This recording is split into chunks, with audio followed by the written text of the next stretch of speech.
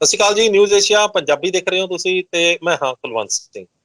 ਮੈਂ ਔਰ ਰਵਿੰਦਰ ਸਿੰਘ ਜੀ ਇੱਕ ਵਾਰ ਫੇਰ ਇੱਕ ਨਵੀਂ ਵਿਚਾਰ ਚਰਚਾ ਦੇ ਨਾਲ ਤੁਹਾਡੇ ਰੂਬਰੂ ਹੋਇਆ।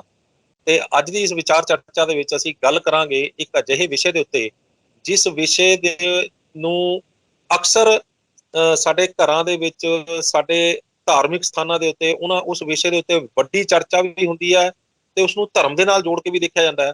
ਪਰ ਉਸ ਵਿਸ਼ੇ ਦੇ ਨਾਲ ਅਸੀਂ ਬਿਮਾਰੀਆਂ ਕਿਵੇਂ ਠੀਕ ਕਰ ਸਕਦੇ ਹਾਂ, ਇਹ ਆਪਾਂ ਰਵਿੰਦਰ ਸਿੰਘ ਜੀ ਤੋਂ ਜਾਣਦੇ ਹਾਂ। ਰਵਿੰਦਰ ਸਿੰਘ ਜੀ, ਤੁਹਾਡਾ ਨਿਊਜ਼ ਏਸ਼ੀਆ ਪੰਜਾਬੀ ਤੇ ਬਹੁਤ ਸਵਾਗਤ ਹੈ।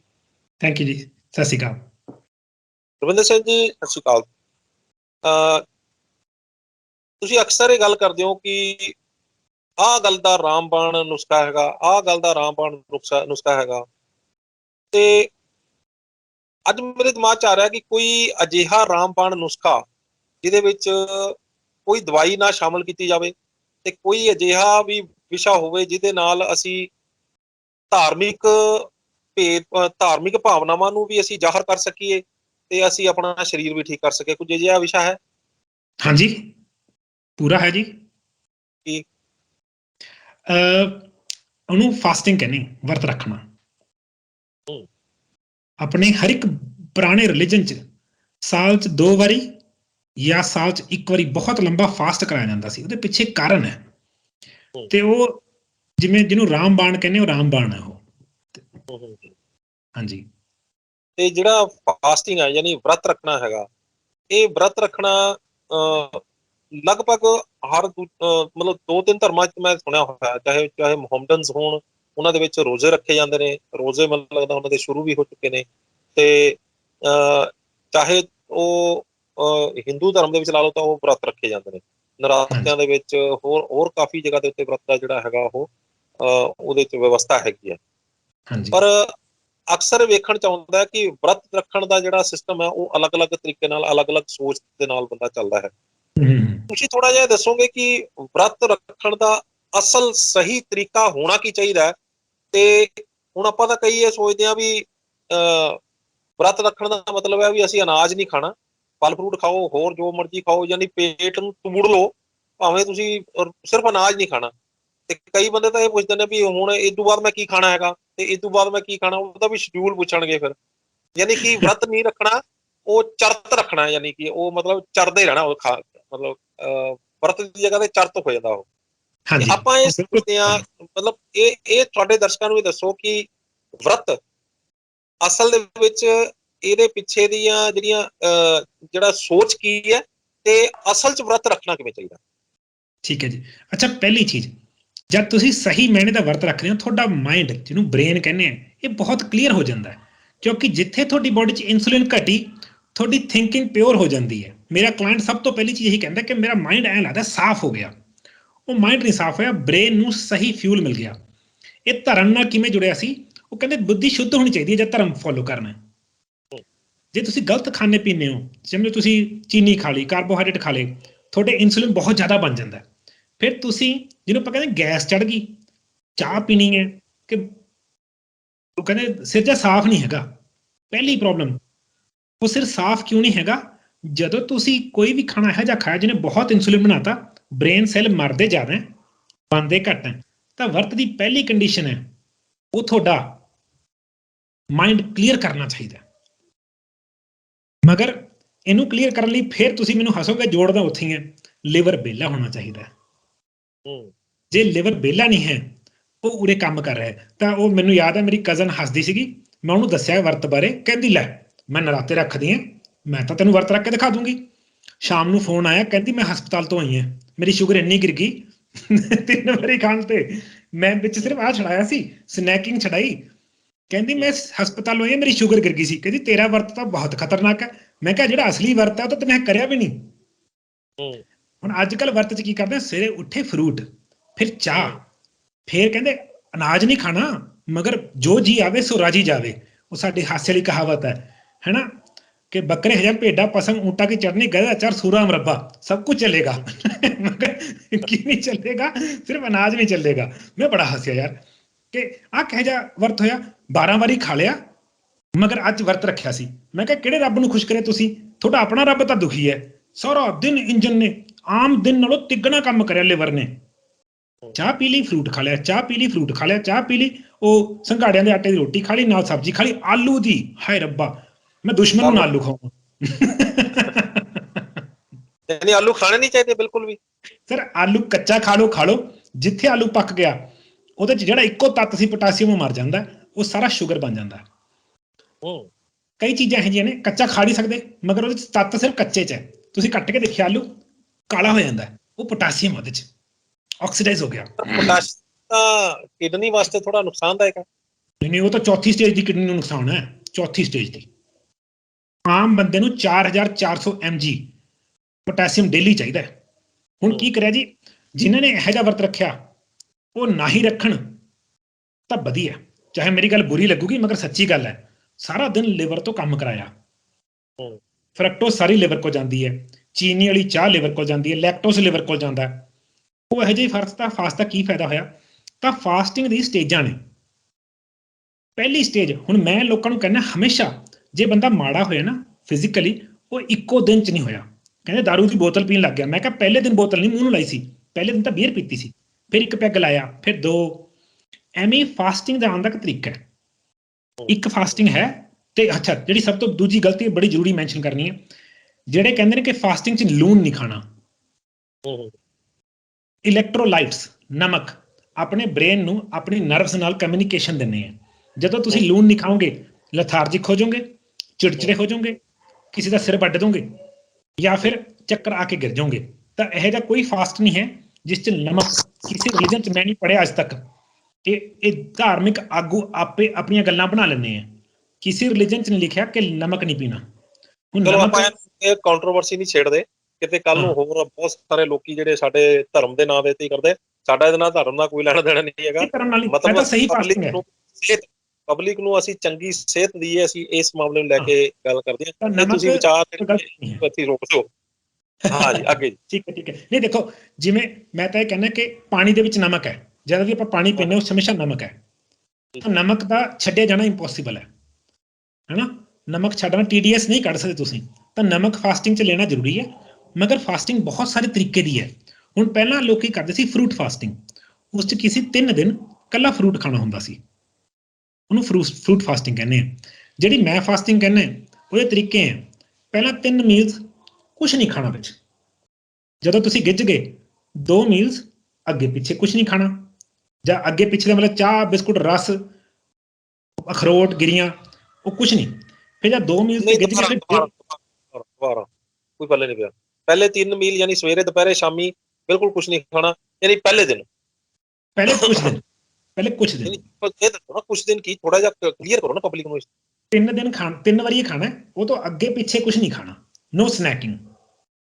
ਯਾਨੀ ਸਵੇਰੇ, ਦੁਪਹਿਰੇ, ਸ਼ਾਮੀ ਖਾਣਾ ਹੈਗਾ, ਪਰ ਉਸ ਤੋਂ ਇਲਾਵਾ ਹੋਰ ਕੁਛ ਨਹੀਂ ਖਾਣਾ। ਕੁਛ ਨਹੀਂ ਖਾਣਾ। ਪੀਣਾ ਵੀ ਨਹੀਂ, ਫਿਰ ਨਾਸ਼ਤਾ ਕਰ ਨਾ, ਇਹਦੇ ਇਲਾਵਾ ਕੁਛ ਨਹੀਂ। ਇਹ ਤੇ ਗਿੱਝਣਾ, ਇਹਨੂੰ 3 ਤੋਂ 7 ਦਿਨ ਲੱਗ ਜਾਂਦੇ ਆ। ਜਦ ਇਹਦੇ 'ਚ ਗਿੱਝ ਗਏ, ਫਿਰ ਆ ਜਾਂਦਾ, ਕਈ ਸਿੱਧਾ 2 ਤੇ ਚਲੇ ਜਾਂਦੇ, ਕਈ 2.5 ਤੇ ਜਾਂਦੇ ਆ। ਉਸ 'ਚ ਕੀ ਹੈ, ਪਹਿਲੀ ਮੀਲ 'ਚ ਖਾਣਾ, ਦੂਜੀ 'ਚ ਖਾਣਾ, ਤੀਜੀ 'ਚ ਖਾਣਾ ਹੀ ਨਹੀਂ, ਜਾਂ ਤੀਜੀ 'ਚ ਇਕੱਲਾ ਸਲਾਦ ਖਾ ਲੈਣਾ, ਉਹਨੂੰ 2.5 ਕਹਿੰਦੇ ਅਸੀਂ। 4-5 ਦਿਨ 'ਚ ਬੰਦਾ ਇਹ ਤੇ ਗਿੱਝ ਜਾਂਦਾ, ਫਿਰ 2 ਤੇ ਆ ਜਾਣਾ। ਪਹਿਲਾਂ 12 ਵਜੇ ਖਾਣਾ, 11-12 ਵਜੇ, ਦੂਜਾ 5-6 ਵਜੇ। ਇਹਦੇ 'ਚ ਗਿੱਝਣ ਤੋਂ ਬਾਅਦ 1.5 ਮੀਲ ਤੇ ਆ ਜਾਣਾ, ਪਹਿਲੇ ਖਾਣੇ 'ਚ ਪ੍ਰੋਪਰ ਖਾਣਾ, ਦੂਜੇ 'ਚ ਇਕੱਲਾ ਸਲਾਦ। ਇਹ ਤੋਂ 1 'ਚ ਪਹੁੰਚਣ ਨੂੰ ਹਰ ਇੱਕ ਬੰਦੇ ਦੀ ਹਾਲਤ ਦੇ ਉੱਪਰ ਡਿਪੈਂਡ ਕਰਦਾ। ਕਈ ਲੋਕੀ 10ਵੇਂ ਦਿਨੇ ਪਹੁੰਚ ਜਾਂਦੇ, ਕਈ ਲੋਕੀ 2 ਮਹੀਨੇ ਲੱਗ ਜਾਂਦੇ ਆ। ਇਹ ਸਾਡੀ ਕੋਚਿੰਗ ਦਾ ਪਾਰਟ ਹੈ, ਅਸੀਂ ਸਮਝਦੇ ਹਾਂ। ਫਿਰ 1 ਮੀਲ ਤੇ ਆ ਜਾਣਾ। ਇਹ 1 ਮੀਲ ਦਾ ਮਤਲਬ ਹੈ ਕਿ 24 ਘੰਟੇ ਸਿਰਫ ਇੱਕ ਵਾਰੀ ਖਾਣਾ, ਉਹ ਚਾਹੇ 2 ਘੰਟੇ 'ਚ ਖਾ ਲਓ। 12 ਤੋਂ 2, 2 ਤੋਂ 4 ਦੇ ਵਿੱਚ ਖਾਣਾ, 4 ਤੋਂ ਲੈ ਕੇ ਅਗਲੇ ਦਿਨ 2 ਵਜੇ ਤੱਕ ਕੁਛ ਨਹੀਂ ਖਾਣਾ। ਇਹ ਪਹਿਲੀ ਵਾਰੀ ਤੁਸੀਂ ਐਕਚੁਅਲ ਫਾਸਟਿੰਗ ਸਟੇਜ 'ਚ ਆ ਗਏ। ਲੋਕੀ ਕਹਿੰਦੇ 16 ਘੰਟੇ ਬਾਅਦ ਫਾਸਟਿੰਗ ਸਟੇਜ ਬਣ ਜਾਂਦੀ ਹੈ, ਨਹੀਂ। 16 ਘੰਟੇ ਬਾਅਦ ਤੁਹਾਨੂੰ ਕੁਝ ਬੈਨੀਫਿਟ ਮਿਲਦਾ। ਸਾਨੂੰ ਪਤਾ ਹੈ ਅਸਲੀ ਬੈਨੀਫਿਟ 22 ਘੰਟੇ ਦੀ ਫਾਸਟਿੰਗ ਜਾਂ 20 ਘੰਟੇ ਦੀ ਫਾਸਟਿੰਗ ਤੋਂ ਬਾਅਦ ਸ਼ੁਰੂ ਹੁੰਦਾ, ਜਿਹੜੀ ਮੈਂ ਤੁਹਾਡੀ ਲਾਸਟ ਵੀਡੀਓ 'ਚ ਗੱਲ ਵੀ ਕਰੀ ਸੀ, ਆਟੋਫੈਜੀ। ਪਾਣੀ ਪੀਣਾ, ਹਾਂਜੀ, ਪਾਣੀ ਪੀਣਾ ਇਸ ਦੌਰਾਨ ਪਾਣੀ ਅਲਾਉਡ ਹੈ ਜੀ। ਦੱਸੂਗਾ ਕੀ ਅਲਾਉਡ ਹੈ, ਕੀ ਕਰਨਾ ਅਲਾਉਡ ਹੈ, ਸਾਰੀ ਗੱਲ ਕਰਾਂਗੇ ਆਪਾਂ। ਆਟੋਫੈਜੀ ਗੱਲ ਕਰ ਰਹੇ ਹਾਂ, ਨਹੀਂ ਸਾਰੀ ਗੱਲ ਕਰਾਂਗੇ। ਹੁਣ ਦੇਖੋ, ਇਸ ਫਾਸਟਿੰਗ 'ਚ ਜਦ ਤੁਸੀਂ ਨਹੀਂ ਖਾ ਰਹੇ, ਕੀ ਕਰ ਸਕਦੇ ਹੋ? ਨਿੰਬੂ ਪਾਣੀ, ਲੂਣ ਪਾ ਕੇ, ਅੰਮ੍ਰਿਤ ਹੈ, ਉਹ ਤੁਹਾਨੂੰ ਲੋ ਨਹੀਂ ਹੋਣ ਦਿੰਦਾ। ਇਸ ਫਾਸਟਿੰਗ 'ਚ ਗ੍ਰੀਨ ਟੀ ਪੀਤੀ ਜਾ ਸਕਦੀ ਹੈ। ਯਾਨੀ ਜਿਹੜੇ ਉਹ ਪਹਿਲੇ 3 ਦਿਨ ਤੇ 2 ਦਿਨ ਤੇ ਉਹਦੇ ਵਿੱਚ ਵੀ ਉਹਦੇ ਚ ਨਹੀਂ, ਉਹਦੇ ਚ ਹੋਰ ਕੁਝ ਨਹੀਂ ਖਾਣਾ? ਨਿੰਬੂ ਪਾਣੀ, green tea, Apple cider vinegar ਤੇ ਕੱਲਾ ਪਾਣੀ, ਇਹ ਪੀਣ 'ਚ ਕੋਈ ਨਾ ਨਹੀਂ ਹੈ। ਕਿਸੇ ਵੀ ਇਹ ਫਾਸਟ ਜਿੰਨੀ ਮਰਜ਼ੀ ਵਾਰੀ ਪੀ ਸਕਦੇ ਹੋ, ਮਗਰ ਕੋਸ਼ਿਸ਼ ਇਹ ਕਰਨੀ ਹੈ, ਲੋਕਾਂ ਨੂੰ ਇੱਕ ਨੌਲੇਜ ਨਹੀਂ ਹੈ, ਜਦ ਵੀ ਆਪਾਂ ਪਾਣੀ ਪੀਂਦੇ ਹਾਂ ਆਪਣੀ ਬੋਡੀ 'ਚੋਂ ਪਿਸ਼ਾਬ ਰਾਹੀਂ ਜਾਂ ਪਸੀਨੇ ਰਾਹੀਂ ਨੂਣ ਨਿਕਲ ਜਾਂਦਾ ਹੈ। ਤਾਂ ਹੀ ਮੈਂ ਹਮੇਸ਼ਾ ਕਹਿੰਦਾ ਸੇਂਦਾ ਨਮਕ ਜਿਹੜਾ ਕਿ ਪੂਰਾ ਕੰਪਲੈਕਸ ਹੈ, ਥੋੜਾ ਜਿਹਾ ਪਾ ਕੇ ਹਰ ਵਾਰੀ, ਮੈਂ ਤਾਂ ਗ੍ਰੀਨ ਟੀ 'ਚ ਹੀ ਪਾ ਕੇ ਪੀ ਲੈਂਦਾ ਜੀ ਸੇਂਦਾ ਨਮਕ, ਉਹ ਗਲੇ ਲਈ ਵਧੀਆ ਹੁੰਦਾ। ਤੁਹਾਨੂੰ ਪਤਾ ਜਿਹੜੇ ਲੋਕੀ, ਕਈ ਲੋਕਾਂ ਨੂੰ ਨਾ ਪ੍ਰੋਬਲਮ ਹੁੰਦੀ ਹੈ, ਉਹਨੂੰ ਹਰ ਰੋਜ਼ ਸਵੇਰੇ ਨਜ਼ਲਾ ਪੈਂਦਾ, ਖਾ ਕਰਕੇ ਪਹਿਲਾਂ ਸਵੇਰੇ ਸਵੇਰੇ ਉਹਨੂੰ ਕੱਢਣਾ ਪੈਂਦਾ। ਜੇ ਰਾਤ ਨੂੰ ਸੌਣ ਲੱਗੇ ਗਰਮ ਪਾਣੀ 'ਚ ਸੇਂਦਾ ਨਮਕ ਪਾ ਕੇ ਗਰਾਰਾ ਕਰਕੇ ਸੋ ਜਾ ਕਰਨਾ, ਉਹ ਸਵੇਰੇ ਰੌਲਾ ਨਹੀਂ ਰਹੂਗਾ। ਉਹ ਸਭ ਤੋਂ ਵਧੀਆ ਐਂਟੀ ਬੈਕਟੀਰੀਅਲ ਹੈ ਤੇ ਨੈਚੁਰਲ ਹੈ। ਤਾਂ ਇਹ ਕਰਦੇ ਕਰਦੇ ਤੁਸੀਂ ਇੱਕ ਮੀਲ ਤੇ ਆ ਜਾਂਦੇ ਹੋ। ਹੁਣ ਜੇ ਤੁਸੀਂ ਹੈਗੇ ਦਲੇਰ, ਹੁਣ ਸਾਨੂੰ ਪਤਾ ਬਹੁਤ ਤਰੀਕੇ ਦੇ ਲੋਕ ਨੇ, ਮੈਂ ਦਲੇਰ ਵਾਲਾ ਕੰਮ ਕਰਦਾ, ਮੈਂ ਸਿੱਧੀ ਫਾਸਟਿੰਗ ਸਿਖਾਉਂਦਾ, ਗੋਲ ਹੈਗਾ 3 ਦਿਨ ਕੁਝ ਨਹੀਂ ਖਾਣਾ। ਜੇ ਤੁਸੀਂ ਉਹਦਾ ਰਾਮਬਾਣ ਸਿੱਖਣਾ ਹੈ ਤਾਂ ਮੈਂ ਤਰੀਕਾ ਸਿਖਾ ਸਕਦਾ, ਜਿਹੜੇ ਲੋਕ ਸਿੱਧੀ ਟਰਾਈ ਕਰ ਸਕਦੇ ਆ, ਹੈਨਾ। ਉਹਨਾਂ ਨੂੰ ਕੀ ਹੈ, ਪਹਿਲੇ 1.5 ਦਿਨ ਔਖਾ ਹੁੰਦਾ, ਉਹ ਤੋਂ ਬਾਅਦ ਸਰੀਰ ਨਾ ਇੱਕ ਨਵੀਂ ਮਸ਼ੀਨ ਬਣਾਉਂਦਾ, ਉਹਨੂੰ ਮਸ਼ੀਨ ਨੂੰ ਅੰਗਰੇਜ਼ੀ 'ਚ ਕਹਿੰਦੇ ਕੀਟੋਸਿਸ। ਕੀਟੋਸਿਸ ਇੱਕ ਕੰਡੀਸ਼ਨ ਹੈ ਜਿੱਥੇ ਬਾਡੀ ਫੈਟ ਨੂੰ ਖਾਣਾ ਸ਼ੁਰੂ ਕਰ ਦਿੰਦੀ ਹੈ, ਉਹਨੂੰ ਹੋਰ ਕੋਈ ਖਾਣਾ ਚਾਹੀਦਾ ਨਹੀਂ, ਤੇ ਹਰ ਇੱਕ ਬੰਦੇ ਕੋਲ ਘੱਟੋ ਘੱਟ 5 ਤੋਂ 7 ਹਫ਼ਤੇ ਦਾ ਫੈਟ ਰਿਜ਼ਰਵ ਹੁੰਦਾ। ਜੇ ਤੁਸੀਂ ਅੱਜ ਖਾਣਾ ਛੱਡ ਦੋ, ਤੁਹਾਨੂੰ ਸਿਰਫ ਨੂਣ ਤੇ ਪਾਣੀ ਮਿਲੀ ਜਾਏ ਤੇ ਵਿਟਾਮਿਨ, ਤੁਸੀਂ ਮੇਰੇ ਹਿਸਾਬ ਨਾਲ ਤੁਹਾਡਾ ਸਰੀਰ, ਜਿਵੇਂ ਮੈਂ ਦੇਖਿਆ ਹੋਇਆ, ਤੁਸੀਂ 100 ਤੋਂ 150 ਦਿਨ ਬਿਨਾਂ ਖਾਏ ਜੀ ਸਕਦੇ ਹੋ। ਵਰਲਡ ਰਿਕਾਰਡ 300 ਕਿੰਨੇ ਦਿਨ ਦਾ, 356 ਦਿਨ ਦਾ ਰਿਕਾਰਡ ਹੈ ਜੀ, ਵਰਲਡ ਰਿਕਾਰਡ ਬੰਦੇ ਦਾ, ਸਿਰਫ ਨਮਕ, ਪਾਣੀ ਤੇ ਮਿਨਰਲਸ ਤੇ ਵਿਟਾਮਿਨ। ਇਹਦੇ ਉੱਪਰ ਪੂਰੀ ਰਿਸਰਚ ਹੈ। ਮਿਨਰਲ ਤੇ ਵਿਟਾਮਿਨ ਇਹ ਕਿੱਥੋਂ ਮਿਲੂਗਾ? ਉਹੀ ਤਾਂ ਮੇਰਾ ਰਾਮਬਾਣ ਹੈ ਜੀ, ਮੈਂ ਤਾਂ ਘਰ ਦੀ ਚੀਜ਼ਾਂ ਚ ਲੱਭਣਾ, ਮੈਨੇ ਲੱਭ ਲਿਆ। ਹੁਣ ਕਰਨਾ ਕੀ ਹੈ ਜੀ, 2 ਲੀਟਰ ਪਾਣੀ ਉਬਾਲ ਲੈਣਾ, ਬਿਲਕੁਲ ਉਬਲਦਾ। ਸਬਜ਼ੀਆਂ ਲੈਣੀਆਂ, ਸਾਰੀਆਂ ਸਬਜ਼ੀਆਂ ਜਿਹੜੀ ਜਿਹੜੀ ਤੁਹਾਨੂੰ ਪਸੰਦ ਹੈ, ਗਾਜਰ, ਟਮਾਟਰ, ਚੁਕੰਦਰ ਛੱਡ ਕੇ। ਇਹ ਕਿਉਂ? ਉਹਦੇ ਵਿੱਚ ਗਲੂਕੋਜ਼ ਜ਼ਿਆਦਾ, ਮੈਂ ਤੁਹਾਨੂੰ ਫਾਸਟਿੰਗ 'ਚ ਰੱਖਣਾ ਚਾਹੁੰਦਾ। ਟਿੰਡੇ, ਘੀਆ, ਗੋਭੀ, ਹਨਾ, ਖੀਰਾ, ਜੋ ਮਰਜ਼ੀ ਚੱਲੇਗਾ, ਐਵੋਕਾਡੋ ਦੇ ਪੱਤੇ, ਮੋਰਿੰਗਾ ਦੇ ਪੱਤੇ, ਜੋ ਮਿਲੇਗਾ ਚੱਲੇਗਾ, ਜੋ ਜੀ ਆਵੇ ਸੋ ਰਾਜੀ ਜਾਵੇ। ਗਾਜਰ, ਟਮਾਟਰ ਤੇ ਚੁਕੰਦਰ, ਹਾਂ, 3 ਚੀਜ਼ਾਂ ਨਹੀਂ ਪਾਣੀਆਂ। ਹਾਂ, ਮੂਲੀ ਦੇ ਪੱਤੇ, ਚੁਕੰਦਰ ਦੇ ਪੱਤੇ, ਮੈਂ ਕਹਿੰਦਾ ਕੋਈ ਚੀਜ਼ ਹਰੀ ਚੱਲੇਗੀ ਇਸ 'ਚ, ਅਮਰੂਦ ਦੇ ਪੱਤੇ, ਮੋਰਿੰਗਾ ਦੇ ਪੱਤੇ, ਮੋਰਿੰਗਾ ਦੀ ਫਲੀਆਂ, ਇਹ ਸਭ ਨਾ ਕੱਟ ਕੇ ਬਰੀਕ ਬਰੀਕ ਪਾ ਕੇ ਨਾ ਉਬਲਦੇ ਪਾਣੀ 'ਚ, ਪਾਣੀ ਉਬਾਲ ਲਿਆ, ਇਹ ਸਾਰੇ ਇੱਕ ਪੌਟ 'ਚ ਪਾ ਲਏ ਕੱਟ ਕੇ ਬਰੀਕ, ਉਹ ਪਾਣੀ ਦੇ 'ਚ ਪਾ ਕੇ ਉੱਪਰ ਰੱਖਿਆ ਢੱਕਣ, 1.5 ਘੰਟਾ ਸਿਮਰ ਤੇ ਬਹੁਤ ਹੌਲੀ ਇਹਨੂੰ ਉਬਲਣ ਦੇਣਾ, 1.5 ਘੰਟਾ। ਪਾਣੀ ਕਿੰਨਾ ਤੇ ਬਾਕੀ ਚੀਜ਼ਾਂ ਦੀ ਰੇਸ਼ੋ ਕਿੰਨੀ ਹੈ ਵੀ ਦੱਸ ਦਿਓ। ਰੇਸ਼ੋ ਕਿਸ ਚੀਜ਼ ਦੀ ਜੀ? ਪਾਣੀ ਕਿੰਨਾ ਹੋਵੇ ਤੇ ਇਹ ਚੀਜ਼ਾਂ ਕਿੰਨੀਆਂ ਹੋਣ?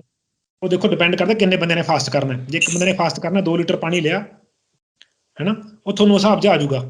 ਤਾਂ ਆਪਾਂ ਨੇ ਤਾਂ ਤੱਤ ਕੱਢਣਾ ਚੀਜ਼ਾਂ 'ਚੋਂ। ਪਾਣੀ ਉਬਲਿਆ, ਹੈਨਾ, ਉਬਾਲਿਆ ਹੋਇਆ ਪਾਣੀ ਇਸ 'ਚ ਪਾ ਕੇ ਸਿਮ ਕਰਕੇ ਬਿਲਕੁਲ ਹੌਲੀ ਤੇ 1.5 ਘੰਟਾ ਇਹਨੂੰ ਚੱਲਣ ਦੇਣਾ। 1.5 ਘੰਟੇ ਬਾਅਦ ਬੰਦ ਕਰ ਦੇਣਾ, ਇਹਨੂੰ ਭੁੰਨ ਲੈਣਾ। ਕੋਈ ਵੀ ਸੋਲਿਡ ਚੀਜ਼ ਨਹੀਂ ਵਿੱਚ ਚਾਹੀਦੀ, ਇਕੱਲਾ ਪਾਣੀ ਚਾਹੀਦਾ। ਇਹ ਪਾਣੀ ਤੁਹਾਡਾ, ਇਹਨੂੰ ਕਹਿੰਦੇ ਵੈਜੀ ਬਰੋਥ, ਅੰਗਰੇਜ਼ੀ ਲੋਕ ਕਰਦੇ ਨੇ ਉਹਨੂੰ ਕਹਿੰਦੇ ਬੋਨ ਬਰੋਥ, ਉਹ ਹੱਡੀਆਂ ਤੋਂ ਉਬਾਲਦੇ ਆ, ਨਹੀਂ ਉਹ ਬੋਨ ਬਰੋਥ ਹੁੰਦਾ, ਜਿਹਨੂੰ ਆਪਾਂ ਖਰੌੜੇ ਕਹਿੰਦੇ ਆ ਇੰਡੀਆ 'ਚ। ਮਗਰ ਤੁਹਾਡੇ ਵਿਊਅਰ ਜ਼ਿਆਦਾਤਰ ਵੈਜੀਟੇਰੀਅਨ ਨੇ, ਤਾਂ ਮੈਂ ਰਾਮਬਾਣ ਇਹੋ ਜਿਹਾ ਲੱਭਣਾ ਸੀ ਜਿਹੜਾ ਕੰਮ ਆਵੇ। ਹੁਣ ਇਹ ਵੈਜੀ ਬਰੋਥ ਹੈ ਜੀ। ਹੁਣ ਜਿਹੜਾ ਬੰਦਾ ਤੁਹਾਡਾ ਲੱਗਦਾ ਦਲੇਰ ਹੈ, ਮੈਂ ਹਰ ਇੱਕ ਨੂੰ ਕਹੂੰਗਾ, ਹਰ ਇੱਕ ਕੋਈ ਦਲੇਰ ਹੈ, ਪਤਾ ਲੱਗ ਜਾਂਦਾ ਥੋੜੇ ਦਿਨਾਂ 'ਚ ਕਿ ਬੰਦਾ ਕਰ ਸਕਦਾ ਕਿ ਨਹੀਂ। ਇਹ ਸੂਪ ਦਿਨ 'ਚ 4 ਵਾਰੀ ਪੀਣਾ। ਜਦ ਵੀ ਪੀਣਾ ਇਹਦੇ 'ਚ ਚੰਗਾ ਸਾਰਾ ਲੂਣ ਪਾ ਕੇ ਪੀਣਾ, ਅਨਲੈਸ ਤੁਹਾਨੂੰ ਬੀਪੀ ਦੀ ਪ੍ਰੋਬਲਮ ਹੈ। ਜੇ ਬੀਪੀ ਦੀ ਪ੍ਰੋਬਲਮ ਹੈ ਫਿਰ ਤੁਸੀਂ ਲੂਣ ਘੱਟ ਪਾਈਓ ਪਹਿਲੇ 2 ਦਿਨ। ਠੀਕ ਹੈ। ਹੁਣ ਦੇਖੋ ਜੀ ਕੀ ਹੋਣਾ, ਤੁਹਾਨੂੰ ਲੱਗੀ ਭੁੱਖ, ਤੁਹਾਡੇ ਸਰੀਰ ਨੂੰ ਉਸ ਵਕਤ ਕੀ ਚਾਹੀਦਾ ਹੁੰਦਾ? Vitamin, mineral, protein. ਆਪਾਂ 2 ਚੀਜ਼ਾਂ ਦੇਤੀਆਂ, ਵਿਟਾਮਿਨ ਤੇ ਮਿਨਰਲ ਦੇਤੇ, ਸਰੀਰ ਰੱਜ ਜਾਂਦਾ। ਜਦ ਭੁੱਖ ਲੱਗੀ, ਲੈਟਸ ਸੇ ਪਹਿਲੀ ਵਾਰੀ ਤੁਸੀਂ ਕੋਸ਼ਿਸ਼ ਕੱਲ ਕਰਕੇ ਦੇਖਿਓ, ਤੁਸੀਂ ਐਕਸਪੈਰੀਮੈਂਟ, ਤੁਸੀਂ ਮੈਨੂੰ ਲੱਗਦਾ ਹੈ ਜੀ ਤੁਸੀਂ 11-12 ਵਜੇ ਪਹਿਲੀ ਵਾਰੀ ਖਾਣਾ ਖਾਂਦੇ ਹੋ, ਕਿਉਂਕਿ ਉਸ ਤੋਂ ਪਹਿਲਾਂ ਭੁੱਖ ਨਹੀਂ ਹੁੰਦੀ। ਲੋਕੀ ਨਾ ਟਾਈਮ ਦੇ ਨਾਲ ਅੰਗਰੇਜ਼ਾਂ ਨਾਲ ਜੁੜ ਗਏ, ਹਰ ਇੱਕ ਚੀਜ਼ ਟਾਈਮ ਨਾਲ। ਉਹ ਮੈਂ ਕਿਹਾ ਢਿੱਡ ਦਾ ਟਾਈਮ ਨਹੀਂ ਹੁੰਦਾ, ਢਿੱਡ ਨੇ ਤੁਹਾਨੂੰ ਦੱਸ ਦੇਣਾ ਕਿ ਭੁੱਖ ਲੱਗੀ ਕਿ ਨਹੀਂ ਲੱਗੀ।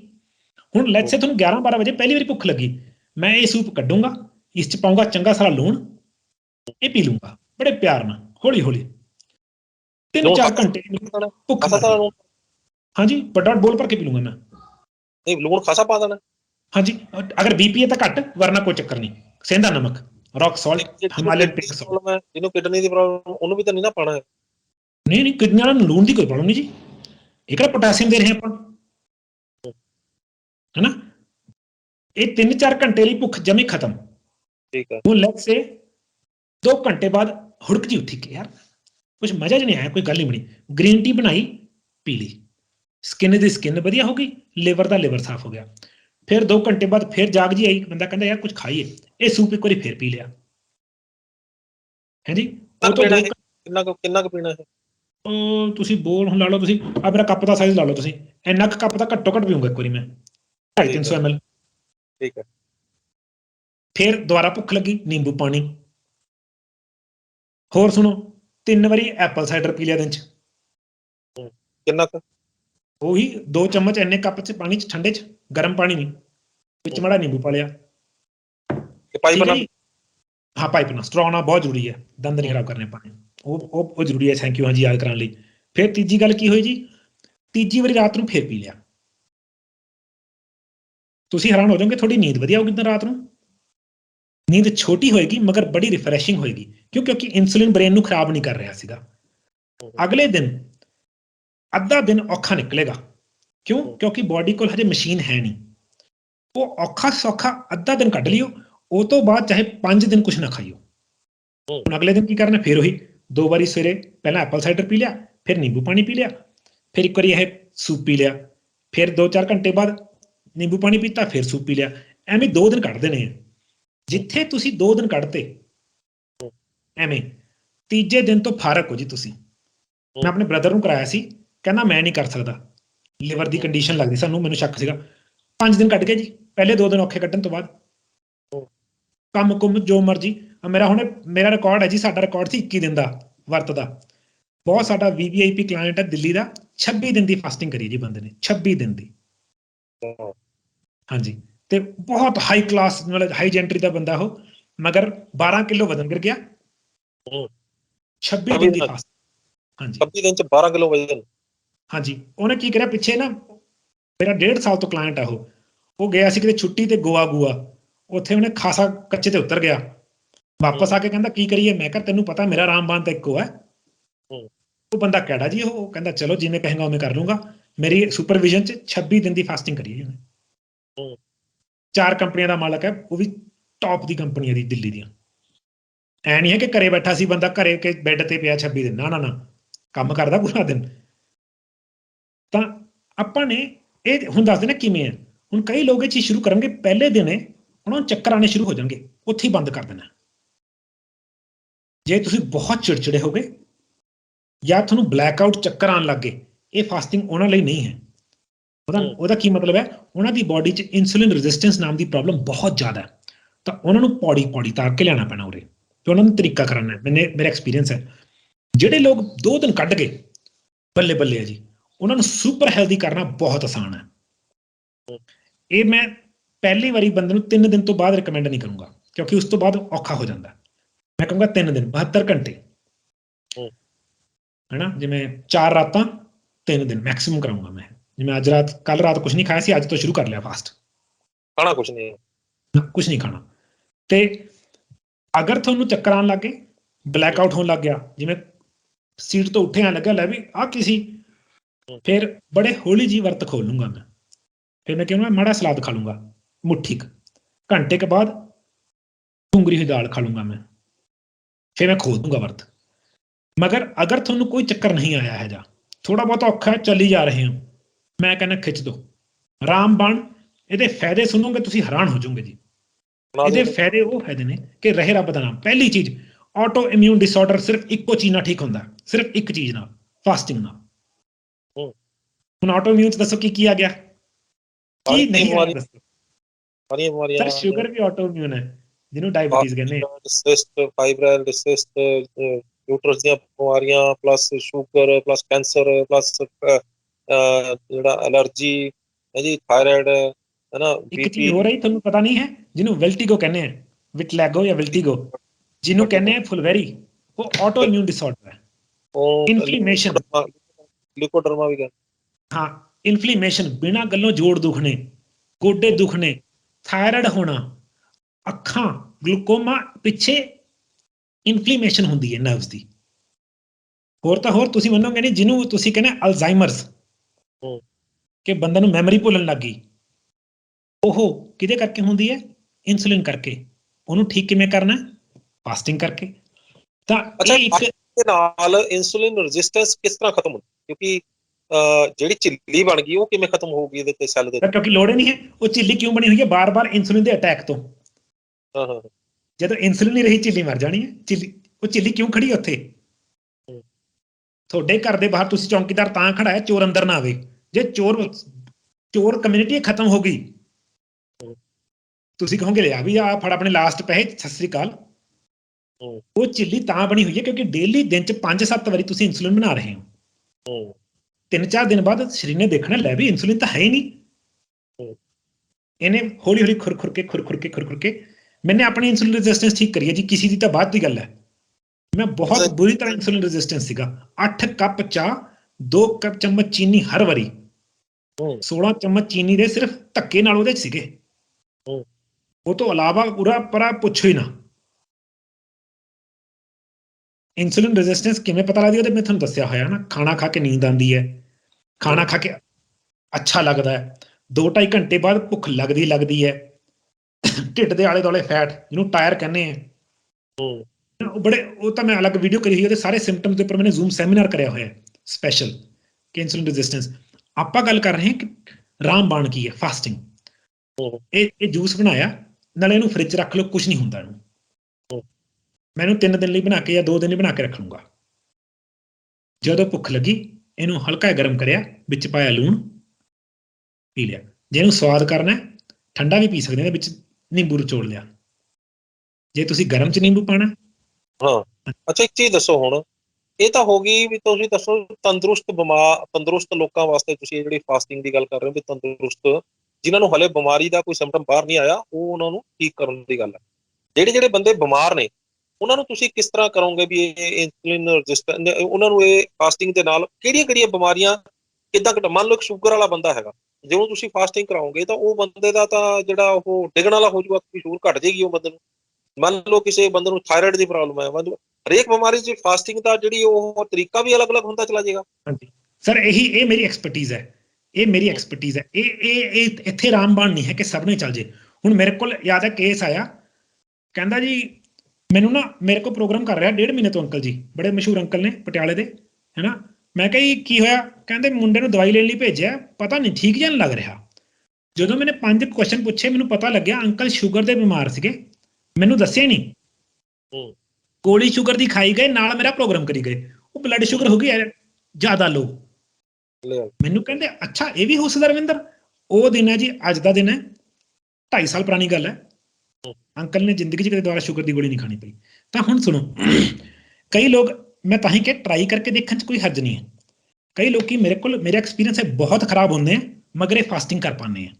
ਕਈ ਲੋਕ ਦੇਖਣ 'ਚ ਬਿਲਕੁਲ ਓਕੇ ਹੁੰਦੇ ਆ, 6 ਘੰਟੇ ਫਾਸਟਿੰਗ ਨਹੀਂ ਕਰ ਪਾਉਂਦੇ। ਇਹ ਤੁਹਾਡੇ ਸਰੀਰ ਦੀ ਇੱਕ ਪਾਵਰ ਹੈ। ਜੇ ਤੁਸੀਂ ਥਾਇਰਾਇਡ ਹੈ, ਕੋਈ ਚੱਕਰ ਨਹੀਂ। ਹਾਂ, ਜੇ ਸ਼ੂਗਰ ਹੈ, ਫਿਰ ਮੈਂ ਕੀ ਕਰੂੰਗਾ? ਫਿਰ ਮੈਂ ਗੋਲੀ ਨਹੀਂ ਖਾਊਂਗਾ ਧੱਕੇ ਨਾਲ। ਜਦੋਂ ਮੈंने ਕੁਝ ਖਾਇਆ ਹੀ ਨਹੀਂ, ਮੈਂ ਸ਼ੂਗਰ ਦੀ ਗੋਲੀ ਕਿਉਂ ਖਾਊਂਗਾ? ਫਿਰ ਤੁਸੀਂ ਆਪਣਾ ਨੂੰ ਅਫਕੋਰਸ ਮਾਰਨ ਵਾਲੀ ਗੱਲ ਹੈ। ਜੇ ਤੁਸੀਂ ਕੁਝ ਖਾਇਆ ਨਹੀਂ ਜਾਂ ਤੁਸੀਂ ਇਨਸੂਲਿਨ ਲੈ ਰਹੇ ਹੋ, ਮੈਂ ਜਮੇ ਟਰਾਈ ਨਹੀਂ ਕਰਨ ਨੂੰ ਕਹੂੰਗਾ ਤੁਹਾਨੂੰ ਇਹ ਫਾਸਟਿੰਗ। ਇੱਕ ਗੱਲ ਹੋਰ ਹੈ ਨਾ ਰਵਿੰਦਰ ਜੀ, ਬਹੁਤ ਸਾਰੇ ਲੋਕਾਂ ਨੂੰ ਫਾਸਟਿੰਗ ਦੇ ਬਾਵਜੂਦ ਵੀ ਉਹਨਾਂ ਦੀ ਸ਼ੂਗਰ ਹਾਈ ਚਲੀ ਜਾਂਦੀ, ਉਹਨਾਂ ਦੀ ਸ਼ੂਗਰ ਹਾਈ ਰਹਿੰਦੀ ਹੈ। ਉਹਦਾ ਕੀ ਕਾਰਨ ਰਹਿੰਦਾ ਤੇ ਉਹਨੂੰ ਕਿਵੇਂ ਠੀਕ? ਲਿਵਰ, ਤੁਸੀਂ ਗੂਗਲ ਕਰਨਾ dawn effect, DAWN, dawn effect. ਆਪਣਾ ਲਿਵਰ ਪੂਰਾ ਦਿਨ ਸ਼ੂਗਰ ਸਟੋਰ ਕਰਦਾ, ਗਲਾਈਕੋਜਨ। ਜਿਨ੍ਹਾਂ ਲੋਕਾਂ ਦਾ ਲਿਵਰ ਖਰਾਬ ਹੈ ਨਾ, ਸਵੇਰੇ 3 ਵਜੇ ਤੋਂ ਲੈ ਕੇ 9 ਵਜੇ ਤੱਕ ਸ਼ੂਗਰ ਬਿਨਾਂ ਗੱਲੋਂ ਧੱਕੇ ਨਾਲ ਉਹ ਸਰੀਰ 'ਚ ਛੱਡੀ ਜਾਂਦਾ। ਉਹ ਐਕਚੁਅਲ 'ਚ ਸ਼ੂਗਰ ਦੀ ਪ੍ਰੋਬਲਮ ਨਹੀਂ ਹੈ, ਉਹ ਲਿਵਰ ਦੀ ਪ੍ਰੋਬਲਮ ਹੈ। ਤਾਂ ਹੀ ਮੈਂ ਲੋਕਾਂ ਨੂੰ, ਮੇਰੀ ਸੁਜੈਸ਼ਨ ਹੈ, ਸ਼ੂਗਰ ਕਦੋਂ ਚੈੱਕ ਕਰਨੀ ਚਾਹੀਦੀ ਹੈ? ਖਾਣਾ ਖਾਣ ਤੋਂ 3 ਘੰਟੇ ਬਾਅਦ। 2 ਨਹੀਂ 3। ਤੁਹਾਡੀ ਇਨਸੂਲਿਨ ਦਾ ਐਕਚੁਅਲ ਪੋਟੈਂਸੀ ਤਦੋਂ ਪਤਾ ਲੱਗਦੀ ਹੈ। ਜਿਹੜੇ ਨਿਰਣੇ ਕਾਲਜੇ ਸ਼ੂਗਰ ਚੈੱਕ ਕਰਦੇ ਨਾ, ਉਹ ਗਲਤ ਤਰੀਕਾ ਹੈ। ਕਿਉਂਕਿ ਜੇ ਤੁਹਾਡਾ ਲਿਵਰ ਖਰਾਬ ਹੈ, ਤੇ 90% ਹਿੰਦੁਸਤਾਨੀਆਂ ਦਾ ਲਿਵਰ ਫੈਟੀ ਐਂਡ ਤੇ ਹੈ। ਤੁਹਾਡੀ ਸਵੇਰੇ ਨਿਰਣੇ ਕਾਲਜੇ ਸ਼ੂਗਰ ਗਲਤ ਆਏਗੀ ਹੀ ਆਏਗੀ। ਉਹਦਾ ਤਰੀਕਾ ਕੀ ਹੈ? ਸਵੇਰੇ ਉੱਠ ਕੇ ਐਕਸਰਸਾਈਜ਼ ਕਰ ਲੈਣੀ ਹੈ। ਸਭ ਤੋਂ ਵਧੀਆ ਚੀਜ਼ ਸ਼ੂਗਰ ਮਾਰਨ ਦੀ ਮਸਲ ਹੈ ਜੀ। ਜਦੋਂ ਵੀ ਤੁਸੀਂ ਕੋਈ ਮਸਲ ਦੀ ਐਕਸਰਸਾਈਜ਼ ਕਰਦੇ ਹੋ ਨਾ, ਮਸਲ ਸ਼ੂਗਰ ਖਾ ਜਾਂਦਾ, ਕਿਉਂਕਿ ਮਸਲ ਕੋਲ ਸ਼ੂਗਰ ਸਟੋਰ ਨਹੀਂ ਹੁੰਦੀ। ਪਰ ਇੱਕ ਗੱਲ ਹੋਰ ਹੈ ਨਾ, ਉਧਰੋਂ ਤਾਂ ਤੁਹਾਨੂੰ ਸ਼ੂਗਰ ਹੋਵੇ, ਉਧਰੋਂ ਤੁਸੀਂ ਐਕਸਰਸਾਈਜ਼ ਕਰ ਲਓਗੇ, ਸ਼ੂਗਰ ਘਟ ਗਈ ਤਾਂ ਤੁਸੀਂ ਤਾਂ ਮਰਨ ਵਾਲਾ ਕੰਮ ਕਰੋਗੇ। ਨਹੀਂ, ਉਹ ਐ ਨਹੀਂ ਕਰਨੀ ਥੋੜੀ, ਐ ਨਹੀਂ ਮਰ ਸਕਦਾ ਬੰਦਾ। ਉਹ ਤਾਂ ਹੁੰਦਾ, ਤੁਸੀਂ ਦੇਖਿਆ ਕਈ ਵਾਰੀ ਤੁਸੀਂ ਬਹੁਤ ਭਾਰੀ ਚੀਜ਼ ਚੱਕ ਲੈਣਾ, ਫਿਰ ਡੋਲੇ ਫਰਕਣ ਲੱਗ ਜਾਂਦੇ ਆ, ਐਂ ਲੱਗਦਾ ਕੰਬਦੇ ਆ ਮਾੜੇ ਮਾੜੇ। ਉਦੋਂ ਪਤਾ ਲੱਗਦਾ ਕਿ ਲੋ ਹੋ ਗਈ ਸ਼ੂਗਰ। ਹੁਣ ਜ਼ਰੂਰੀ ਥੋੜੀ ਕਮਲਿਆਂ ਵਾਂਗੂ ਸ਼ੂਗਰ ਉਨੀ ਕਰੀ ਜਾਣੀ ਕਿ ਜਿੱਥੇ ਗਿਰਨ ਵਾਲੇ ਹੋਗੇ। ਤੁਹਾਨੂੰ ਸਰੀਰ ਦੱਸ ਦੂਗਾ ਕਿ ਬਸ ਮੇਰੀ ਅੱਜ ਲਈ ਬਹੁਤ ਹੈ, ਉੱਥੇ ਨਾ ਕਰ ਦੇਣੀ ਹੈ। ਇਹ ਡਾਨ ਇਫੈਕਟ ਸਭ ਤੋਂ ਔਖਾ ਠੀਕ ਹੁੰਦਾ, 3 ਮਹੀਨੇ ਤੋਂ 4 ਮਹੀਨੇ ਦਾ ਪ੍ਰੋਗਰਾਮ ਹੈ। ਉਸ 'ਚ ਬੰਦੇ ਦੀ ਧੱਕੇ ਨਾਲੇ ਸਵੇਰੇ ਖਾਲੀ ਪੇਟ ਸ਼ੂਗਰ 120, 140, 150, ਇਹ ਲਿਵਰ ਕੰਡੀਸ਼ਨ ਹੈ। ਕਿਉਂ ਹੁੰਦਾ ਇਹ? ਕੀ ਕਾਰਨ ਹੁੰਦੇ ਨੇ ਇਹਦੇ ਪਿੱਛੇ? ਲਿਵਰ ਫੈਟੀ ਹੈ ਜੀ, ਉਹ ਸ਼ੂਗਰ ਹੋਲਡ ਨਹੀਂ ਕਰ ਪਾਉਂਦਾ, ਉਹ ਡੰਪ ਕਰ ਦਿੰਦਾ ਸ਼ੂਗਰ ਬਲੱਡ 'ਚ। ਦੇਖੋ, ਇੱਕ ਤਾਂ ਸ਼ੂਗਰ ਤੁਸੀਂ ਖਾਈ, ਇੱਕ ਸ਼ੂਗਰ ਹੈ ਗਲਾਈਕੋਜਨ, ਉਹ ਲਿਵਰ ਸਟੋਰ ਕਰਦਾ ਥਰੂ ਆਊਟ ਦ ਡੇ। ਉਹ ਸਟੋਰ ਕਰੀ ਜਾਂਦਾ ਕਰੀ ਜਾਂਦਾ ਕਰੀ ਜਾਂਦਾ ਕਰੀ ਜਾਂਦਾ। ਜਦੋਂ ਆਪਾਂ ਸੁੱਤੇ ਪਏ ਹੁੰਦੇ ਹਾਂ, ਹੌਲੀ ਹੌਲੀ ਛੱਡਦਾ ਫਾਸਟਿੰਗ 'ਚ।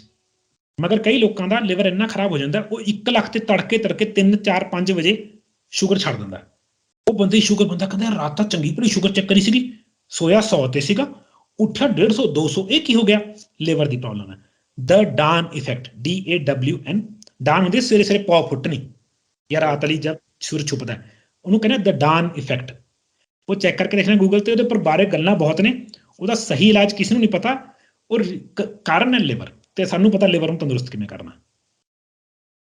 ਤਾਂ ਉਹਦਾ ਲਿਵਰ ਵੀ ਠੀਕ ਫਾਸਟਿੰਗ ਨਾਲ ਹੁੰਦਾ। ਤਾਂ ਜਿਹੜਾ ਬੰਦਾ ਸ਼ੂਗਰ ਵਾਲਾ, ਉਹ ਕਰ ਸਕਦਾ ਫਾਸਟਿੰਗ ਟਰਾਈ, ਮਗਰ ਉਸ ਟਾਈਮ ਉਹਨੇ ਸ਼ੂਗਰ ਦੀ ਗੋਲੀ ਨਹੀਂ ਖਾਣੀ, ਕਿਉਂਕਿ ਕੁਝ ਖਾ ਨਹੀਂ ਰਿਹਾ।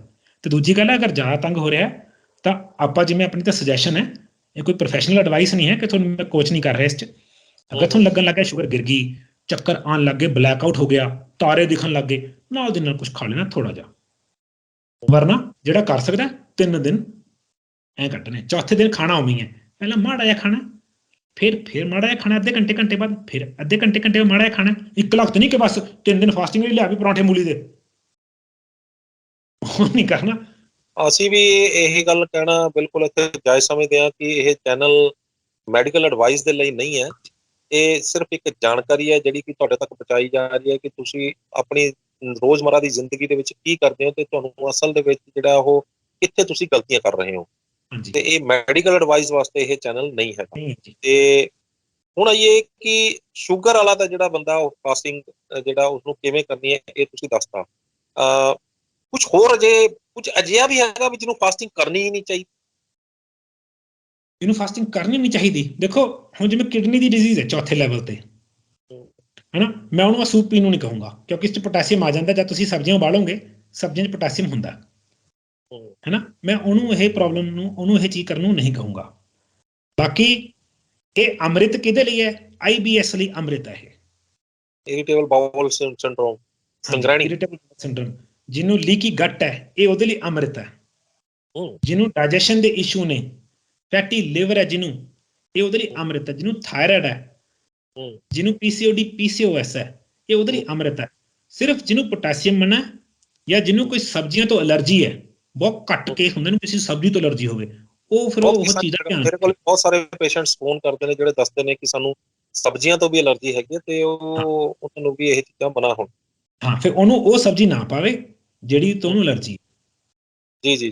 ਬਾਕੀ ਇਸ 'ਚ ਕੋਈ ਨਾ ਨਹੀਂ ਹੈ, ਇਹ ਬਹੁਤ ਅੱਛੀ ਚੀਜ਼ ਹੈ। ਲੈਟਸ ਸੇ ਤੁਸੀਂ ਸਮਝੋ, ਹੁਣ ਕਈ ਲੋਕੀ ਫਾਸਟਿੰਗ ਨਹੀਂ ਕਰ ਸਕਦੇ, ਮੈਂ ਉਹਨੂੰ ਕੀ ਕਰਾਂਗਾ? ਮੈਂ ਕਹੂੰਗਾ ਸਵੇਰੇ ਸੂਪ ਪੀ ਲੈ, ਪਹਿਲਾਂ ਖਾਣਾ 2 ਵਜੇ ਤੋਂ ਪਹਿਲਾਂ ਨਹੀਂ ਖਾਣਾ। ਇਹ ਸੂਪ ਸਵੇਰੇ ਪੀ ਲਿਆ, 2 ਤੋਂ ਲੈ ਕੇ ਰਾਤ ਦੇ 8 ਵਜੇ ਤੱਕ ਖਾਣਾ ਖਾ ਲੈ। ਥੋੜੇ ਦਿਨ 'ਚ ਗਿੱਝ ਜੂਗਾ, ਉਹ ਜਿਹੜਾ 2 ਵਜੇ ਵਾਲਾ ਖਾਣਾ ਉਹਨੂੰ ਕਰ ਦਾਂਗੇ 4। ਫਿਰ ਥੋੜੇ ਦਿਨ 'ਚ ਗਿੱਝ ਜੂਗਾ, ਉਹ ਰਾਤ ਵਾਲਾ ਖਾਣਾ ਥੋੜਾ ਅੱਗੇ ਲਿਆਵਾਂਗੇ। ਕਰਦੇ ਉਹ ਪੌੜੀ ਚੜਦਾ ਜਾ, ਜੈ ਮਾਤਾ ਦੀ ਕਰਦਾ ਜਾ, ਉਹ ਵਾਲੀ ਗੱਲ ਹੋ ਜਾਂਦੀ ਫਿਰ। ਹਾਂਜੀ, ਕਿਉਂਕਿ ਅੱਛਾ, ਹੁਣ ਇਹ ਦੱਸੋ ਵੀ ਇਹਦੇ 'ਚ ਉਮਰ ਦੀ ਵੀ ਕੋਈ ਬੰਦਿਸ਼ ਹੈਗੀ ਆ ਵੀ ਕਿਹੜੀ ਉਮਰ ਦੇ ਲੋਕਾਂ ਨੂੰ ਕਰਨੀ ਚਾਹੀਦੀ ਹੈ, ਤੇ ਕਿੱਦਾਂ ਕਰਨੀ ਚਾਹੀਦੀ ਹੈ ਫਾਸਟਿੰਗ? ਬੱਚੇ ਨੂੰ ਕਰਾ ਸਕਦੇ, ਬੱਚੇ ਨੂੰ ਵੀ ਕਰਾ ਸਕਦੇ ਹੋ, ਅਗਰ ਕਰ ਸਕਦਾ ਬੱਚਾ, ਇਹਦੇ 'ਚ ਕੋਈ ਨਾ ਨਹੀਂ ਹੈ। ਇਹ ਸੂਪ ਦਾ ਨੁਕਸਾਨ ਕੋਈ ਨਹੀਂ ਹੈ। ਪਰ ਬਜ਼ੁਰਗਾਂ ਦੇ ਤਾਂ ਜਿਹੜਾ ਮਸਲ ਵੀ ਵੀਕ ਹੋ ਜਾਂਦੇ ਨੇ, ਤੇ ਉਹਨਾਂ ਦੇ ਅੰਦਰ ਫੈਟ ਸਟੋਰਿੰਗ ਜਿਹੜੀ ਹੈ, ਕੈਪੈਸਿਟੀ ਵੀ ਜਿਹੜੀ ਆ ਉਹ ਘਟ ਜਾਂਦੀ ਹੈਗੀ ਆ। ਤਾਂ ਫਿਰ ਜੇ ਆਪਾਂ ਇਹ ਕਰਾਵਾਂਗੇ ਤਾਂ ਥੋੜਾ ਜਿਹਾ ਔਖਾ ਨਹੀਂ ਕਰੇਗੀ ਉਹਨਾਂ ਨੂੰ? ਨਹੀਂ, ਦੇਖੋ ਹੁਣ ਕਿਵੇਂ ਹੈ, ਜਿਵੇਂ ਹੁਣ ਬੰਦਾ ਤੰਦਰੁਸਤ ਵਧੀਆ, ਉਸ ਮਹੀਨੇ 'ਚ 2 ਜਾਂ 3 ਵਾਰੀ ਇਹ ਫਾਸਟਿੰਗ ਕਰ ਸਕਦਾ ਹੈ। ਬਜ਼ੁਰਗ ਨੂੰ ਮੈਂ ਮਹੀਨੇ 'ਚ 1 ਵਾਰੀ ਕਰਾਊਂਗਾ 3 ਦਿਨ ਦੀ ਫਾਸਟਿੰਗ। ਹੁਣ ਬੰਦਾ ਜਿਹੜਾ ਭਾਰਾ ਮੱਠਾ ਖਾਸਾ ਹੀ ਹੈ, ਉਹਨੂੰ ਮੈਂ 3 ਦਿਨ ਤੋਂ ਵੱਡੀ ਫਾਸਟਿੰਗ ਕਰਾ ਦੂੰਗਾ ਮਹੀਨੇ 'ਚ 2 ਵਾਰੀ। ਡਿਪੈਂਡ ਕਰਦਾ ਬੰਦਾ ਕਿਹੋ ਜਿਹਾ, ਉਹਦੇ ਕੋਲ ਨਿਊਟ੍ਰੀਸ਼ਨ ਡੈਫੀਸ਼ੀਐਂਸੀਆਂ ਕਿੰਨੀਆਂ ਨੇ। ਹੁਣ ਜਿਹੜਾ ਮੈਂ ਫਾਸਟ ਕਰਦਾ ਹਾਂ, ਹੁਣ ਫਾਸਟਿੰਗ ਦੇ ਸਟੇਜਾਂ ਨੇ ਜੀ। ਇੱਕ ਫਾਸਟਿੰਗ ਦੀ ਸਟੇਜ ਹੈ ਜਿਹਨੂੰ ਕਹਿੰਦੇ ਡਰਾਈ ਫਾਸਟ, ਉਸ 'ਚ ਪਾਣੀ ਟੱਚ ਕਰਨਾ ਵੀ ਅਲਾਉਡ ਨਹੀਂ ਹੈ। 23.5 ਘੰਟੇ ਪਾਣੀ ਵੀ ਨਹੀਂ ਪੀਣਾ ਹੁੰਦਾ, ਬਰਸ਼ ਵੀ ਨਹੀਂ ਕਰਨਾ ਹੁੰਦਾ। ਮੈंने ਉਹ ਵੀ ਕਰੀ ਹੋਈ ਹੈ। ਤਾਂ ਇੱਕ ਹੁੰਦੀ ਹੈ ਵਾਟਰ ਫਾਸਟਿੰਗ, ਇੱਕ ਹੁੰਦੀ ਹੈ ਡਰਾਈ ਫਾਸਟਿੰਗ, ਹੈ ਨਾ। ਉਹ ਅਲੱਗ ਅੱਗੇ ਸਟੇਜਾਂ ਨੇ, ਉਹ ਮੈਨੂੰ ਅੱਗੇ ਸਟੇਜਾਂ ਆਉਂਦੀਆਂ ਨੇ ਕਿਉਂਕਿ ਮੈਂ ਆਪ ਗਿੱਜਿਆ ਹੋਇਆ, ਮੈंने ਕਰੀਆਂ ਹੋਈਆਂ ਨੇ। ਮਗਰ ਇਹ ਵਾਲੀ ਸਟੇਜ ਇਹ ਬਹੁਤ ਆਸਾਨ ਹੈ ਤੇ 60-70% ਲੋਕੀ ਆਰਾਮ ਨਾਲ ਕਰ ਸਕਦੇ ਨੇ ਤੇ ਕੋਈ ਧੱਕਾ ਨਹੀਂ ਹੈ। ਜੇ ਇੱਕ ਦਿਨ ਹੋ ਗਈ, ਅਗਲੇ ਦਿਨ ਨਹੀਂ ਹੋਈ, ਕੋਈ ਚੱਕਰ ਨਹੀਂ। 7 ਤੋਂ 10 ਦਿਨ ਬਾਅਦ ਦੁਬਾਰਾ ਫਿਰ ਟਰਾਈ ਮਾਰਾਂਗੇ, ਫਿਰ 1.5 ਦਿਨ ਦੀ ਹੋ ਜੂਗੀ, ਫਿਰ 10-12 ਦਿਨ ਬਾਅਦ ਫਿਰ ਟਰਾਈ ਮਾਰਾਂਗੇ, ਫਿਰ 2 ਦਿਨ ਦੀ ਹੋ ਜਾਏਗੀ। ਇਹ ਆਪਣਾ ਸਰੀਰ ਇਹਨੂੰ ਗਜਾਣਾ ਹੌਲੀ ਹੌਲੀ। ਫਾਸਟਿੰਗ ਇਹਦੇ ਉੱਪਰ ਦੇਖੋ, ਹੁਣ ਅਗਰ ਤੁਸੀਂ ਮੈਡੀਕਲ ਗੱਲ ਕਰੋ ਨਾ, ਤੁਸੀਂ ਸਿਰਫ ਜਾ ਕੇ ਲਿਖਣਾ ਗੂਗਲ ਤੇ ਨੋਬਲ ਅਵਾਰਡ ਵਿਨਰ ਇਨ ਮੈਡੀਸਿਨ 1 ਮੀਲ ਅ ਡੇ ਡਾਈਟ, ਬਸ। ਮੈਂ ਨਹੀਂ ਬੋਲਦਾ, ਤੁਸੀਂ ਨਹੀਂ ਬੋਲਦੇ, ਬੰਦਾ ਨੋਬਲ ਅਵਾਰਡ ਇਨ ਮੈਡੀਸਿਨ ਜਿੱਤਿਆ ਹੋਇਆ, ਅਮਰੀਕਾ ਦਾ ਸਾਇੰਟਿਸਟ। 1 ਮੀਲ ਅ ਡੇ ਤੇ ਉਹਨੇ ਦਿਖਾਇਆ ਕਿਹੜੀ ਕਿਹੜੀ ਬਿਮਾਰੀਆਂ ਠੀਕ ਹੋਈਆਂ ਸਿਰਫ 1 ਮੀਲ ਅ ਡੇ ਤੇ। ਮੈਂ ਹਜੇ ਆਪਣੇ ਵਾਲੀ ਗੱਲ ਤੇ ਤਾਂ ਪਹੁੰਚਿਆ ਵੀ ਨਹੀਂ। ਆਪਾਂ 3 ਡੇਜ਼ ਆਫ ਫਾਸਟਿੰਗ ਦੀ ਗੱਲ ਕਰ ਰਹੇ ਹਾਂ, 72 ਘੰਟੇ ਪਲੱਸ। ਤਾਂ ਇਹ ਜਿਹਨੂੰ ਕਹਿੰਦੇ ਨੇ ਸੀ ਇੱਕ ਮੈਜਿਕ ਪਿੱਲ ਲੱਭ ਰਹੇ ਸੀ, ਜਿਹਨੂੰ ਰਾਮਬਾਣ ਕਹਿੰਦੇ ਆ ਇੰਗਲਿਸ਼ 'ਚ, ਤਾਂ ਮੈਜਿਕ ਪਿੱਲ ਕਹਿੰਦੇ ਆ। ਉਹ ਪਿੱਲ ਨਹੀਂ ਹੈ, ਉਹ ਫਾਸਟਿੰਗ ਹੈ। ਪਿੱਲ ਨਹੀਂ ਆ, ਉਹ ਫਾਸਟਿੰਗ। ਤੇ ਜਾਂਦੇ ਜਾਂਦੇ ਹੁਣੇ ਵੀ ਦੱਸ ਦਿਓ ਵੀ ਜਿਹੜੇ ਬੰਦੇ ਤੁਹਾਨੂੰ ਸੰਪਰਕ ਕਰਨਾ ਚਾਹੁੰਦੇ ਨੇ ਤੇ ਉਹ WhatsApp ਤੇ ਕਾਲ ਕਿੱਥੇ ਜਾਂ ਮੈਸੇਜ ਕਿੱਥੇ ਛੱਡਣ? ਹਾਂਜੀ, ਦੇਖੋ ਇੱਕ ਚੀਜ਼ ਹੈ, ਮੈਂ ਆਪਣੀ ਫ੍ਰੀ ਵੀਡੀਓਜ਼ ਉੱਪਰ ਕੰਸਲਟ ਨਹੀਂ ਕਰਦਾ। ਜੋ ਐਡਵਾਈਸ ਹੈ ਉਹ ਵੀਡੀਓਜ਼ 'ਚ ਹੈ। ਜੇ ਤੁਸੀਂ ਪ੍ਰੋਫੈਸ਼ਨਲੀ ਚਾਹੁੰਦੇ ਹੋ ਕਿ ਮੈਂ ਤੁਹਾਨੂੰ ਕੋਚ ਕਰਾਂ, ਤਾਂ ਤੁਸੀਂ ਮੈਨੂੰ ਰੀਚ ਕਰ ਸਕਦੇ ਹੋ। ਮੇਰਾ WhatsApp ਨੰਬਰ ਹੈ 9884875000 9888475000। ਮੈਂ ਇੰਡੀਆ 'ਚ ਨਹੀਂ ਹੈ ਜੀ, ਮੈਂ ਸਾਊਥ ਅਫਰੀਕਾ 'ਚ ਹਾਂ। ਤਾਂ ਮੈਨੂੰ WhatsApp ਤੇ ਮੈਸੇਜ ਕਰਿਆ ਜਾਏ ਪਹਿਲਾਂ, ਤੇ ਵੀਡੀਓ ਦੇ ਬਾਰੇ ਕੁਐਸਚਨ ਨਾ ਪੁੱਛਿਆ ਜਾਏ ਕਿਉਂਕਿ ਮੈਂ ਆਨਸਰ ਨਹੀਂ ਕਰਦਾ, ਹੈ ਨਾ। ਉਹ ਸਾਰੀ ਗੱਲ ਵੀਡੀਓ 'ਚ ਮੈਂ ਸਮਝਾਤੀ। ਤੁਸੀਂ ਮੈਨੂੰ ਮੇਰੀ ਰਿਕੁਐਸਟ ਕਹੀ ਜਾਈ, ਕਹਿੰਦੇ ਪੁੰਗਰੀ ਸਾਨੂੰ ਦੀ ਫੋਟੋ ਭੇਜ ਦਿਓ।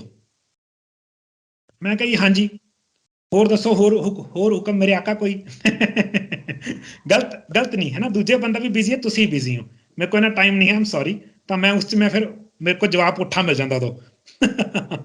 ਚਲੋ ਤਾਂ ਮੈਂ ਦੇਣਾ ਨਹੀਂ ਚਾਹੁੰਦਾ, ਫਿਰ ਮੈਂ ਤਾਂ ਹੀ ਜਵਾਬ ਦਿੰਦਾ ਨਹੀਂ। ਦੇਣ ਦੀ ਆਦਤ ਹੈਗੀ ਆ ਤਾਂ ਤੁਸੀਂ ਵੀ ਜਿਹੜਾ ਫਾਸਟਿੰਗ ਵਧਾਓ, ਆਪਣਾ ਲੀਵਰ ਠੀਕ ਕਰੋ। ਸਰ ਸਾਡਾ ਹੋਰ ਤਰੀਕਾ, ਇਹਨੂੰ ਕਹਿੰਦੇ ਅਸੀਂ ਐਡਰੀਨਲ। ਸਾਨੂੰ ਸਟ੍ਰੈਸ ਹੋਰ ਤਰੀਕੇ ਦੇ ਨੇ। ਵਰਕ ਵੀ ਤਾਂ ਸਟ੍ਰੈਸ ਹੈ ਨਾ ਆਪਣੇ ਆਪ 'ਚ, ਮਗਰ ਇਟਸ ਓਕੇ, ਲਾਈਫ ਹੈ ਜੀ। ਮੈਂ ਤਾਂ ਲੋਕਾਂ ਨੂੰ ਚਾਹੁੰਦਾ ਲੋਕੀ ਤੰਦਰੁਸਤ ਹੋਣ। ਆਪਣਾ ਗੋਲ ਤੁਹਾਡੇ ਨਾਲ ਇਹ ਹੈ, ਲੋਕੀ ਤੰਦਰੁਸਤ ਹੋਣ।